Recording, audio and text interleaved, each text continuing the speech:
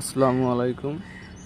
এই ছোট্ট একটা বেগুন গাছে প্রচুর পরিমাণে বেগুন ধরছে, কিন্তু আমার উদ্দেশ্য ভিডিওটা তার জন্য না।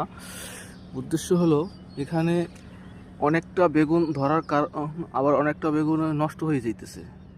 এটা কারণ কি বলতে পারেন? কারণ হয়েছে বেগুন প্রচুর পরিমাণ ধরছে, ঠিক আছে, এখন এই নষ্ট হয়ে যাওয়ার বেশি বেগুন ধরছে, কিন্তু বেগুনগুলো সে গাছ অনুপাতে, ঠিক আছে, করতে পারতেছে না, মানে পুষ্টির অভাব। এই পুষ্টির অভাবের কারণে বেগুনগুলো এগুলো ঝরে যাচ্ছে।